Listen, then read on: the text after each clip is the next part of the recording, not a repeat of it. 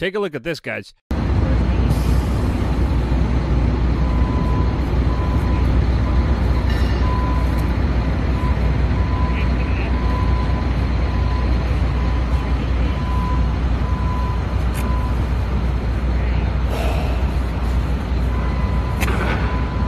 Wow, eerie scenes from Washington, D.C. brought to you by the party that just a few weeks ago was telling you about the need to defund the police, and whose supporters were screaming ACAB and now are telling you to report your friends and family members to the police. Yeah, how time flies when you have all the power and no accountability. Welcome back, beautiful and amazing human beings. This is Rukadowski of WeAreChange.org, and of course, not all hope is lost. In this video, we are actually going to be doing an interview with a CEO of a DMT company, yes, you heard me correctly, that is doing amazing things in the field of harm reduction, helping people get past addictions, and a lot of interesting developments in now the business of DMT. So yeah, that's happening. But before we get into that and all the latest news, we wanted to remind you, as an independent media organization, it doesn't matter who or what you are or what you want to represent, whatever you decide to put inside of you, take that as you may. It doesn't matter who you are, black, white, straight, vegan, it doesn't matter.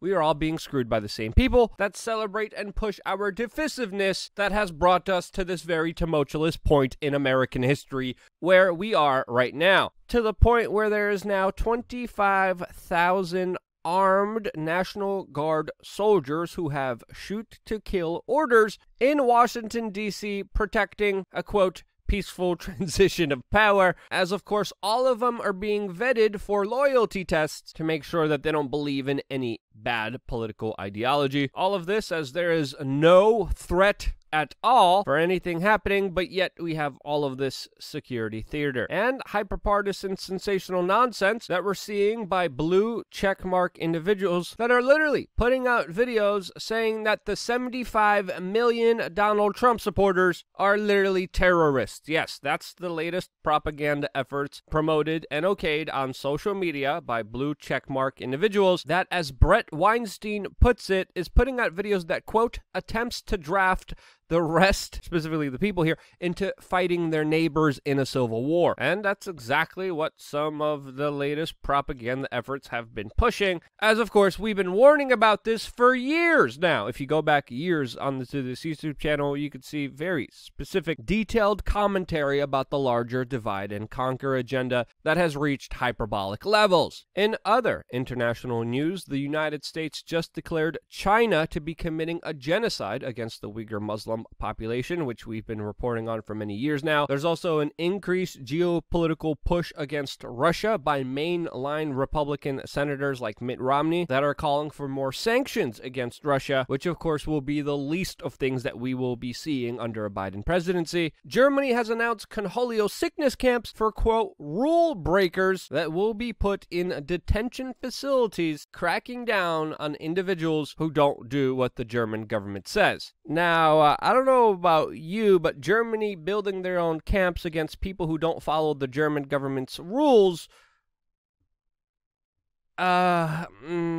historically, is not a good freaking thing. That's again, according to my own opinion, especially in a day and age where migrant caravans, 25,000 U.S. troops milling around in one small building using limited restroom and shower facilities, makes you really wonder what's going on here, to say the least. So right now, we are just going to jump into our interview with Timothy Ko, the CEO of Entheon Biomedical, a company that's really doing some incredible things, especially in the space of psychedelics, scientific studies, and breakthroughs, as of course some counties and cities in the United States are literally moving towards decriminalization of psychedelics as we speak right now. Even the UFC, MMA Combat Sports Organization, is now considering using psychedelics to help their fighters deal with physical injuries and brain traumas. Lots of amazing developments happening in this space, and that's why I'm very happy to do this interview, which is being done in part because of the support of Entheon Biomedical. It's important for us to tell you that we are working with them as they are sponsoring this video, and in my opinion, this is a big win-win for their company, the viewer, to hear about this, the latest developing sphere and scientific studies about substances that were criminalized for the benefit of political power, special interests, and of course the prison-industrial complex. It's a win-win for everyone. So Tim, thank you so much for joining us, and just kind of getting right into it, when it comes to psychedelics, what are some of the most important issues and things that people should know about these substances that are now becoming more legalized, not just in the United States, but also the world? Yeah, thank you. That's a first off, thanks for the opportunity to talk to you. That's a huge question. I think on both sides of things, both the negative and positive, there are some misconceptions that need to be, I guess, the veils pulled off of. On the negative side, I think we're living in a reaction to or an evolution out of maybe some sort of fear mongering about psychedelics as being, of the same lethality or addictiveness as things like methamphetamine, heroin, and sort of belonging in that class of drugs. Where, yeah, I think we are a cultural inflection point where there's a research basis as well as a societal desire to explore these things, and all the preliminary information that we're gleaning from sort of trials is pointing to the idea that not only are psychedelics not this super addictive boogeyman that makes people go crazy, but they are actually in possession of a ton of potential to fundamentally change how we approach psychiatry. So that's on the low side, I think, where we're sort of dispelling some of the negative misconceptions. I guess on the positive side of things, there is a lot of conversation about psychedelics being this magic bullet, as it were, that can just miraculously change any and all things and immediately level people to optimization.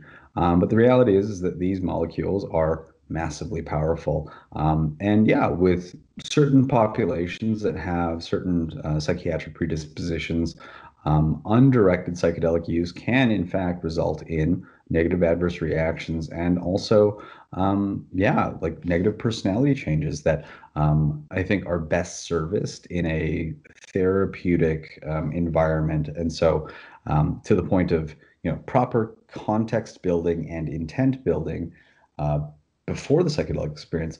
And then, of course, that powerful experience takes place. But then following that, making sure that those experiences, insights, and observations are integrated meaningfully. In the absence of that, I have friends that, the majority of which use psychedelics recreationally and for personal introspection. And it's great. It really does help contextualize things and reframe, core beliefs. But there are the odd cases where unchecked, non-therapeutic, and misguided or non-intentional psychedelic use can result in ego inflation as opposed to ego deflation. So I think it's really important, yeah, from both sides to do away with the thinking that says these things are just this terribly dangerous boogeyman, but also realize that the power of these experiences is such that it needs to be approached with the utmost of respect and caution. And so I think that's one of the positions that we take, where these things are absolutely transformational. But in order to optimize the chance of patient benefit, we need to make sure that this is done in a highly supported environment with the right context and intent.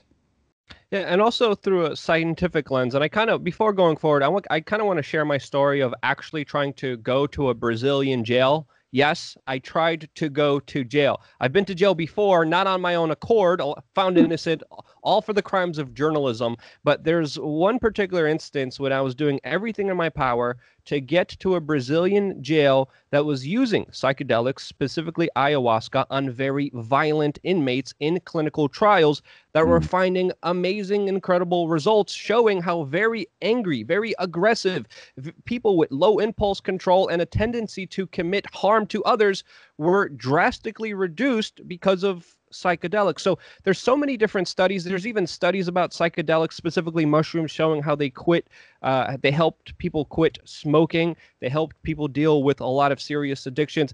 I'm not the expert here. Tim, you are. What are some of the studies that you're seeing that are kind of revolutionizing this space and are showing impressive headways according to you?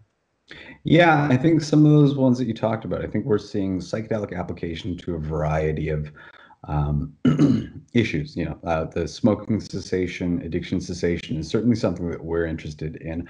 But we're seeing a lot of, I guess, clinical data coming out supporting this idea that it's useful for things like eating disorders, and even for depression. I think that's a well-known subject.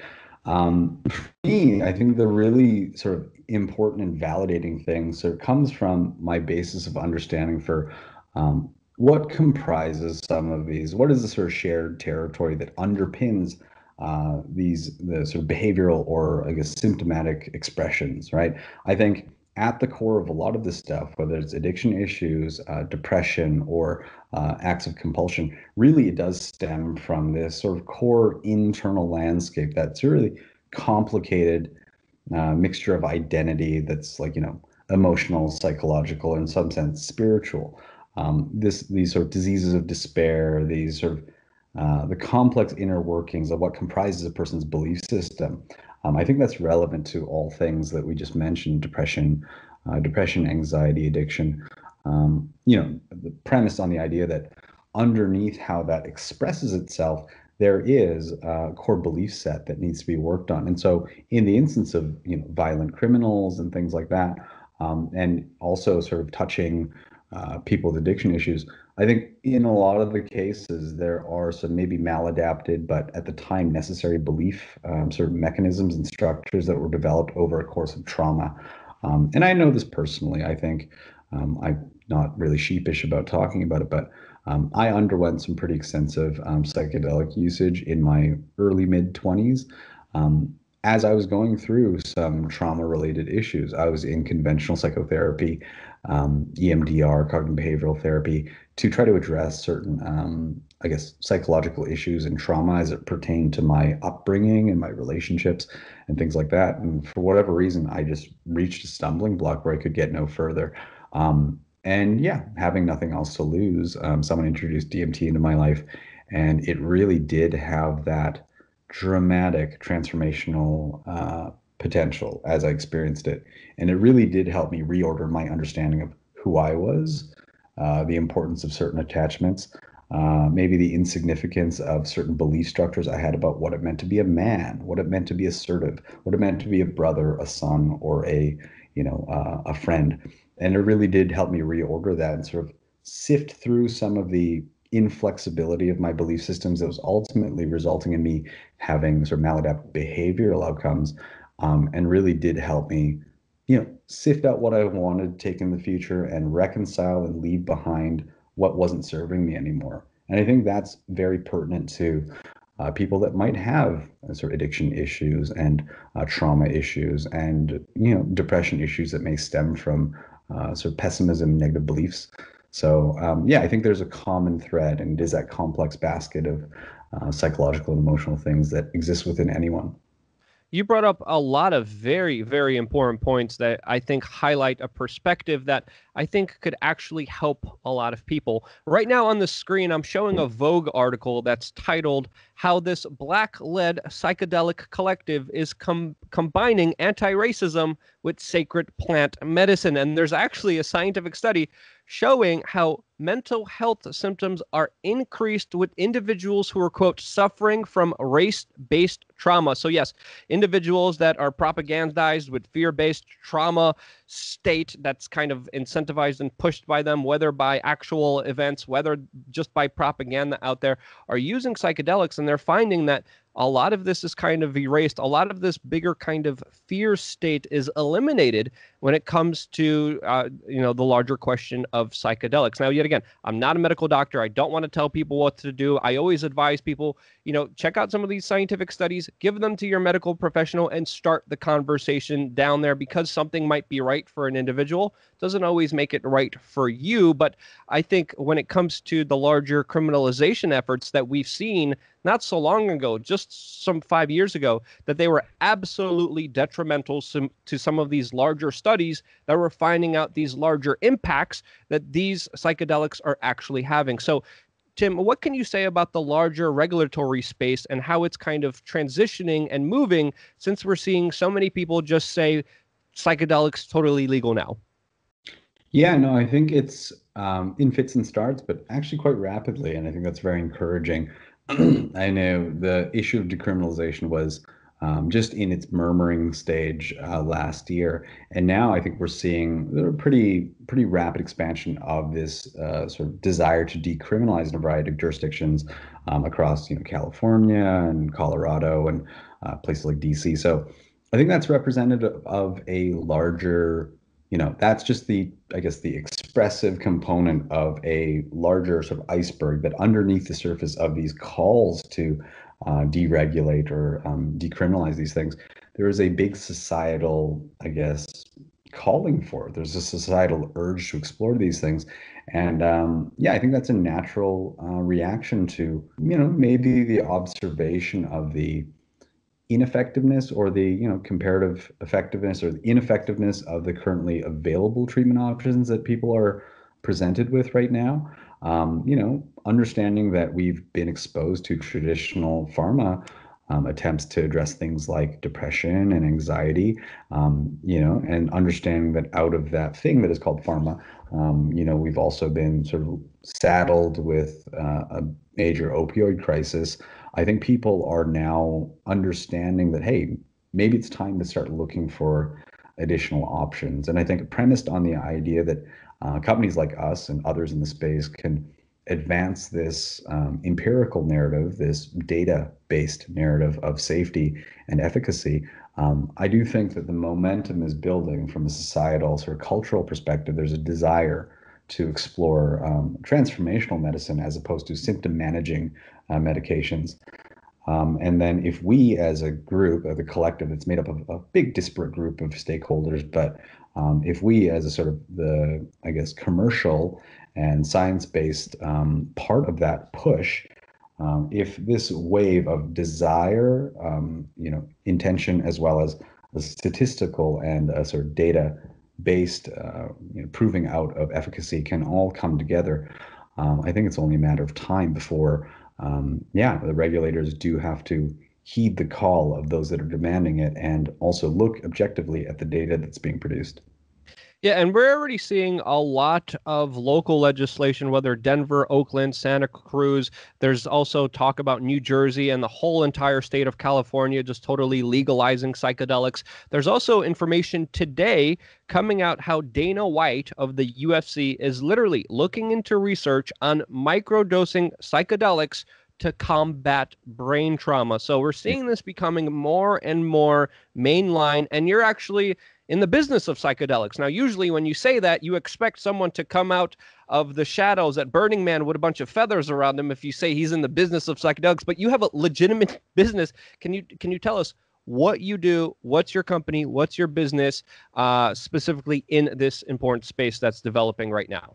Yeah, absolutely. That Dana White thing is news to me, but it makes sense without going into it too much. I think we're seeing with psychedelics, there's a possibility for neuronal regeneration. So that's a very interesting area of exploration that we're keeping an eye on. But with regard to what we do, yeah, so we're trading on the CSE under the ticker symbol ENBI, but also on the OTC as ENTBF.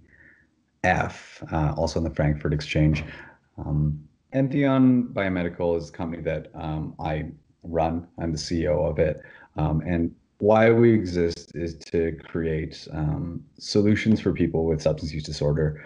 So what we're doing is we're utilizing the regulatory mechanisms that exist for big pharma, small pharma, and us to provide a regulatory pathway so that we can develop out a prescribable psychedelic treatment that can be used for people with, a serious mental health diagnosis and serious life consequences that come with it. That is substance use disorder. And the reason why I'm doing it is, not just based on my story, but I think my story echoes that of hundreds of thousands, if not millions of people across North America and the world. But yeah, I lost my brother to drug addiction, and so that whole scenario of society growing tired of losing their loved ones to the inabilities or deficiencies of what's currently available. I experienced that firsthand. And yeah, over the course of about 20 years, during which time my brother went from a drug user to for lack of a better term, a drug addicted person. Everything was thrown at him: cognitive behavioral therapy, methadone, Suboxone, antidepressants, anxiolytics, mood stabilizers, hypnotics for sleep, electroconvulsive therapy, 8, 9, or 10 different drug treatment centers, hundreds of thousands of dollars spent, suicide attempts, as well as the earnest efforts of hundreds of mental health professionals, peer support workers. Yeah, the tools available to treat people like my brother simply fell short. And I think that's the case all too often with efficacy rates for things like, 12-step absence-based recovery, as well as residential treatment centers, sometimes being as low as 5 to 10%. And yeah, I know the transformative potential of psychedelics in eliciting that super important internal shift and recontextualization of belief systems. From my personal perspective, resolving my trauma. And I think it does echo a aim of traditional therapies, where I think a lot of the traditional addiction-based therapies are meant to stabilize, but then get you to a place of introspection so you can reorder your belief systems, unload some of the traumas of the past, unburden yourself of shame, and then get to a reaction neutral perspective so that you're not motivated to soothe or to try to self-medicate. And so, we made it our ambition to very specifically create solutions for people like my brother and the millions like him across the world. But yeah, knowing that the passion and observation about deficiency alone can't build a business, we committed to finding the smartest people in the world to help us. And that's precisely what we did. We very rapidly got the likes of Matthew Johnson from Johns Hopkins University, Robin Card-Harris, Christopher Timmerman from Imperial College of London, Malin Utag from Imperial College of London, as well as Dennis McKenna and a variety of other people from the traditional pharma space to say, hey, we've got a mission. What's the best molecule to use? First, validate if these molecules can be useful for this, and then help us define the best molecule to use and the best way to administer it. And so that's what we arrived on, intravenous infusion of DMT over time for the purpose of treating addiction. Wow, that sounds really, really interesting. And one thing that you brought up, especially when it comes to criminalization, when that happens, no one's helped out. You just provide a product to be put in a black market where, of course, it's criminalized. There's more punishment. There's more shady business, and there's more weirdos doing weird stuff, like the latest story that we have here on Gizmodo about someone literally injecting himself with psychedelic mushrooms through his veins, which of course led to organ failure. When you criminalize a space, you got ridiculous stuff like this happening. And I remember being in Mexico, talking to individuals that were healing themselves from opioid addiction with psychedelics. They had to go to Mexico. American citizens that were normal, average day citizens, one of them specifically that was in a car wreck, the doctors started giving him a whole bunch of opioids. He, of course, got addicted. That led to very severe problems because of big pharma. He went to Mexico and was able to get healed because a lot of these kind of laws there, they're non-existent, or they're lax, or they're not enforced. And you brought up a very important point, Tim, especially when it comes to big pharma, because they don't have the best record when it comes to SSRIs, when it comes to the opioid addiction. And this space is expanding. It's expanding because of people's ability to talk about it on the internet, and because of the scientific community being able to look at these things and actually publish their findings, which they weren't before. So when it comes to you and your company, how do you see this space expanding in the future? Where do you see it going, and what do you hope to accomplish personally? Sorry, I know I just throw 3 questions at you. Feel free to address whichever one you want first. Oh, that's okay. In terms of where we're going, we're really diligently focused on sort of adhering to that pathway that we talked about. Ultimately, that question of access that you talked about, and even that story that it's a pretty troubling, pretty extreme story about someone. I believe he was trying to get off of drugs, injecting himself with, a psilocybin tea. It just goes to show that, like you said, in a non-guided, unstructured way, people that are desperate to get well will take matters into their own hands and do what they think will relieve them of whatever existential pain that person is going through. And yeah, in an unregulated manner, sometimes people will do misguided things like that gentleman did. And but it does speak to I'm assuming desperation to get well, but also that question of access that you talked about in terms of knowing people that flew to jurisdictions where it's legal to access this medicine, you know, understanding that sometimes the populations that suffer from substance use disorder are not always the people with the most means. Not everyone has the ability to fly to Mexico to go to a spiritual retreat, and those things are effective and amazing for those that have access to it. Ultimately, what we're trying to do is create a prescribable medicine so that if a person goes into a doctor's office and says they have a substance use disorder problem, rather than have to go in these clandestine ways to a place where they can receive medicine, there could be a proper doctor's diagnosis, and they can use our approved drug product to treat this medical issue. And so that's what we're committed to. We have a clinical trial proposed for September or October of this year in the Netherlands. We have a GMP drug supply, so a human grade drug supply contract signed with a manufacturing partner in Canada. And we're going to be conducting the necessary empirically tracked clinical work. But yeah, I think that's the sort of core focus of what we're doing. But we recently made an acquisition in the genetics space because I think, as much as these molecules are important and obviously have a ton of potential, we really want to know better what the variability is, so variances between people. Even we understand that drug addiction population isn't a monolith, and that within that population there exist all sorts of subcategories from a genetics perspective, how certain molecules are metabolized, different physiological differences, as well as different base states in terms of sort of psychiatric baseline.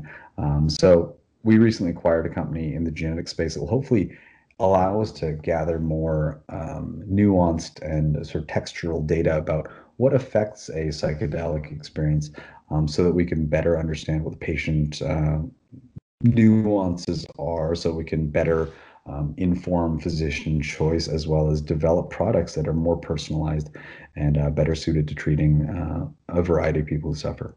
Yeah, you brought up a very important point, and it's one of the reasons I keep telling people, okay, we're talking about psychedelics, but that doesn't mean it's right for you, because as we know, some people could take psychedelics, they could freak out, they can not be ready for it, and it could actually lead to some mental harm, while some other people have positive experiences. We don't know, but I think the more we kind of are able to actually look at this, actually study this, actually investigate this, I think the better we will be, especially with some of the personal stories that you shared, some of the personal stories that I know, some of the personal experiences that I have.